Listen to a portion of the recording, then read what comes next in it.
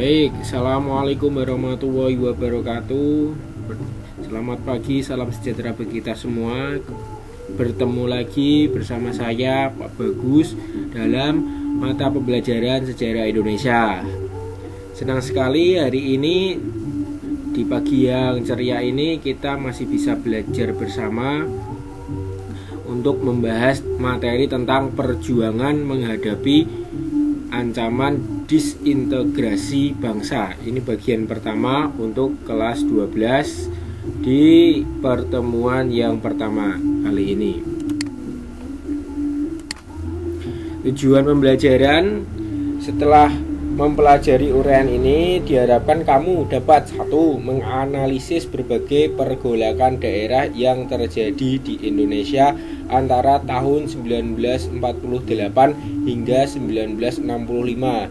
Yang kedua, mengaitkan peristiwa pergolakan daerah yang terjadi di Indonesia antara tahun 1948 hingga 1965 dengan potensi ancaman disintegrasi pada masa sekarang. Yang ketiga, mengambil hikmah dari berbagai ancaman disintegrasi bangsa yang pernah terjadi di Indonesia, khususnya yang telah terjadi di tahun 1948 hingga 1965. Ini peta konsepnya. Jadi yang kita akan pelajari tentang perjuangan menghadapi ancaman disintegrasi bangsa. Yang pertama ketegangan dan gejolak di dalam negeri. Kemudian kita juga akan cari hikmahnya, ingatan akan nanti kesadaran terhadap pentingnya integrasi bangsa, keteladanan tokoh-tokoh yang berperan dalam mempertahankan keutuhan bangsa dalam menghadapi ancaman disintegrasi bangsa. Sedangkan ketegangan dan gejolak di dalam negeri, peristiwa yang terkait dengan ideologi, kepentingan sistem pemerintahan. Jadi yang akan kita concernkan yaitu di sini ketegangan dan gejolak di dalam negeri. Yang A, berbagai pergolakan di dalam negeri tahun 1948-1965. Perhatikan gambar ini. Di sini ada beberapa guntingan koran atau berita koran tentang konflik di Indonesia. Di sini ada OPM beraksi lagi, konflik berdarah di Sampang, konflik agama tunda agenda kemanusiaan, 2 anggota TNI ditembak di Puncak Jaya, konflik agama jadi sorotan. Semua konflik ini memang terjadi pada tahun sekarang, tetapi konflik ini menjadi kaca bagi kita, menjadi cerminan bagi kita bahwa konflik ini pernah terjadi di masa lalu tahun 1948 dan 1965. Silahkan komentari ini di Google Classroom nanti. Oke. Sejarah pergolakan dan konflik yang terjadi di Indonesia selama masa tahun 1948 sampai 1965 dalam bab ini akan dibagi ke dalam 3 bentuk pergolakan. Yang pertama, peristiwa konflik dan pergolakan yang berkaitan dengan ideologi. Kedua, peristiwa konflik dan pergolakan yang berkaitan dengan kepentingan vested interest. Yang ketiga, peristiwa konflik dan pergolakan yang berkaitan dengan sistem pemerintahan. Ini ya, yang ketiga ya. Ketiganya saya diingat, ideologi, kepentingan, dan pemerintahan. Kita yang pertama, peristiwa konflik dan pergolakan yang berkaitan dengan ideologi. Termasuk dalam kategori ini adalah pemberontakan PKI Madiun, pemberontakan DI-TII, dan peristiwa G30S PKI. Ideologi yang diusung oleh PKI tentu saja komunisme, sedangkan pemberontakan DI-TII berlangsung dengan membawa ideologi agama.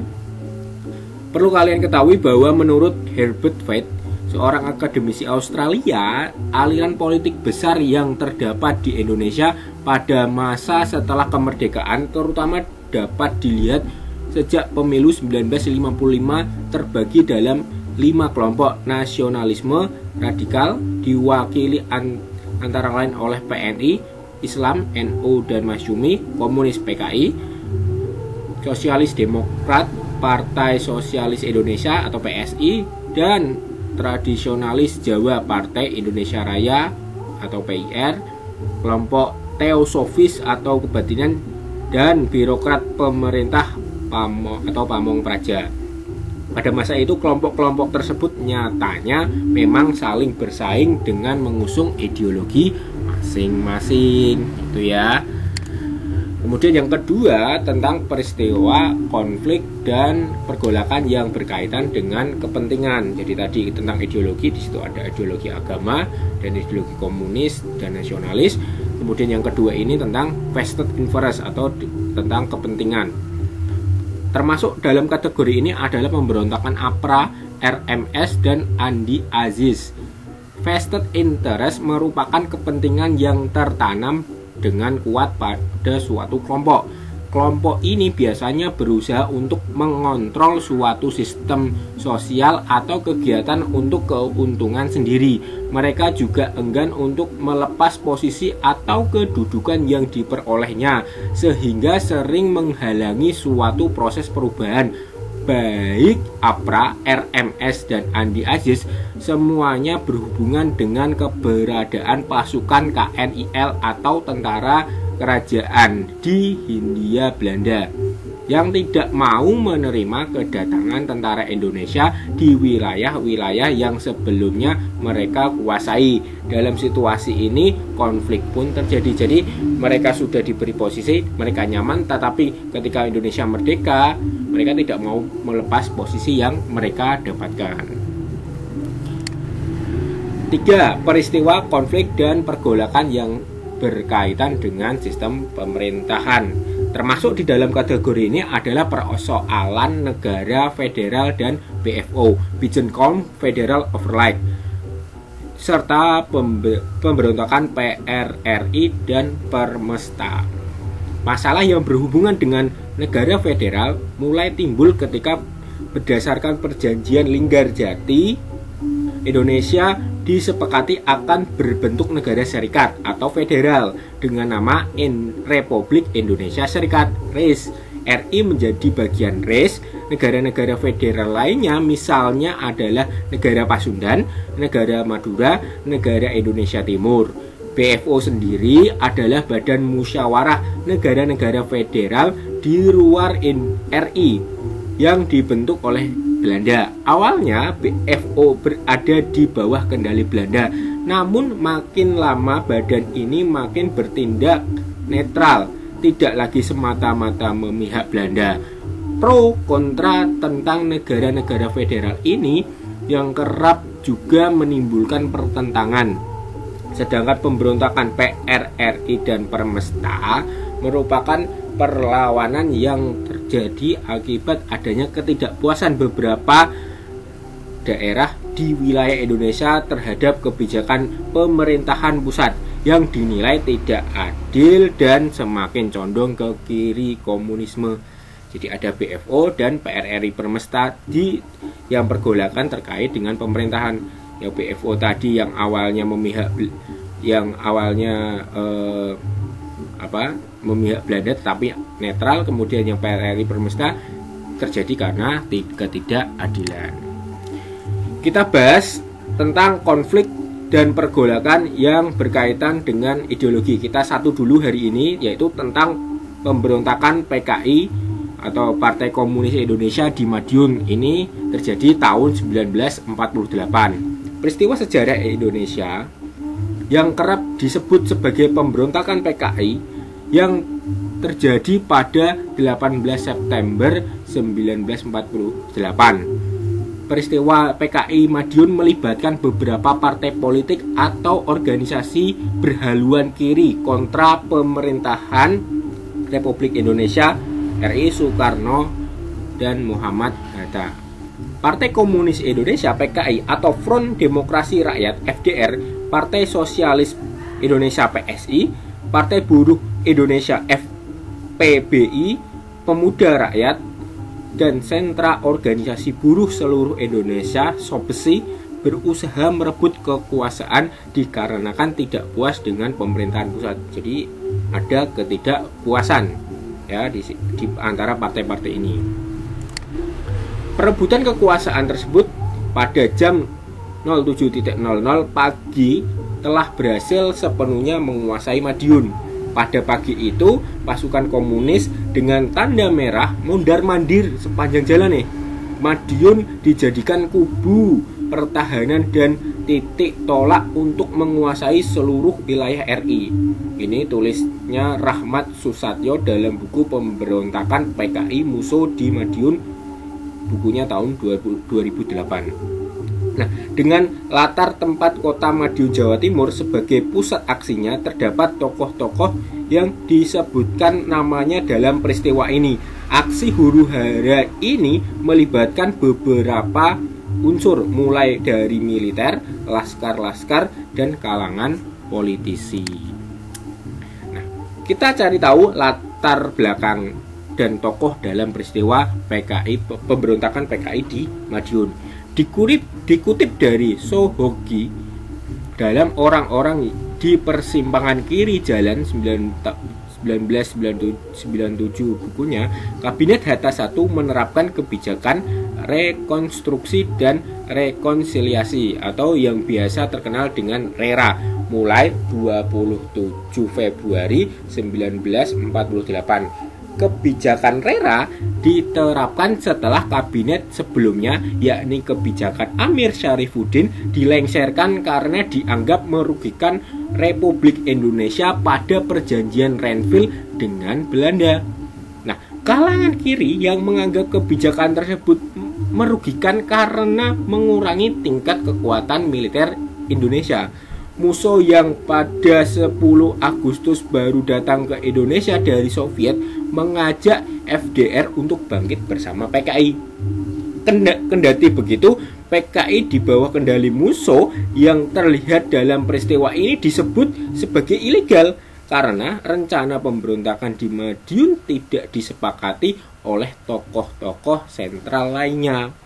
Atas inisiatif musuh, digelarlah rapat di Yogyakarta yang menyerukan pergantian kabinet presidensial menjadi kabinet Front Persatuan. Tak hanya itu, tercetus pula gagasan bersama kerjasama internasional khususnya dengan Uni Soviet untuk menghadapi Belanda. Gerakan ini didukung oleh barisan kelompok kiri dan berencana menguasai daerah-daerah yang dianggap strategis di Jawa Tengah dan Jawa Timur, yaitu Solo, Madiun, Kediri, Jombang, Bojonegoro, Cepu, Purwodadi, serta Wonosobo dengan berbagai cara. Nah, itu tentang latar belakang dan tokohnya. Tadi kita tahu ada seorang tokoh yang namanya Musuh. Selama bulan Juli hingga September 1948 terjadi beberapa pembunuhan serta penculikan terhadap orang golongan kiri DNID dalam kontroversi konfrontasi peristiwa Madiun 1948, peristiwa Sumatera 1956 menyebutkan bahwa ada 2 anggota PKI yang diculik, yakni Slamet Wijaya dan Pardijo. Aidit yang kelak menjadi pucuk pimpinan PKI ini bahkan menuding ada peran pemerintahan Kabinet Hatta yang punya andil dalam insiden berdarah tersebut. Kasus pembunuhan lainnya juga terjadi dalam Siliwangi. Dari masa ke masa 1968 disusun Dinas Sejarah Angkatan Darat diungkapkan bahwa seorang perwira dari Divisi Penembakan Senopati bernama Kolonel Sutarto ditemukan tewas di depan kediamannya di Solo. Anehnya, terdapat lencana anggota Divisi Siliwangi di tempat kejadian perkara, sehingga muncul percik ketegangan di antara Angkatan Darat. Bahkan menurut Muhammad Dimjati dalam Sejarah Perjuangan Indonesia 1951, Divisi Penembahan Senopati dikatakan ikut membantu PKI FDR.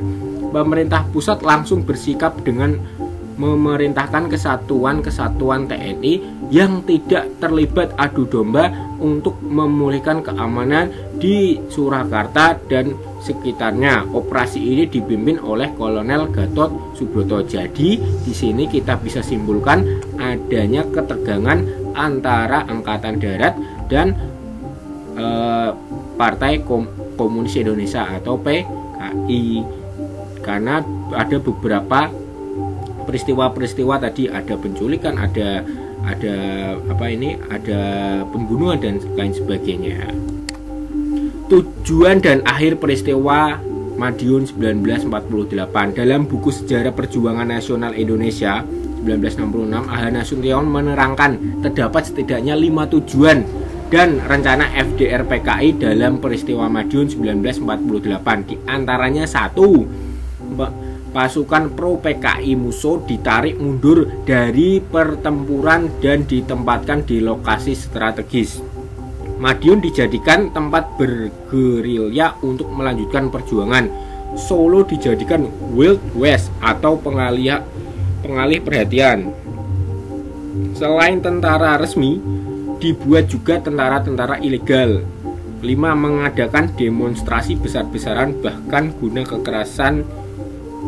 kekerasan jika diperlukan. Jadi ini tujuan dari pemberontakan PKI di Madiun 1948 ya. Nah, kita lanjutkan bagaimana akhirnya pemberontakan ini terjadi. Apakah pemberontakan ini akan selesai atau masih dilanjutkan? T.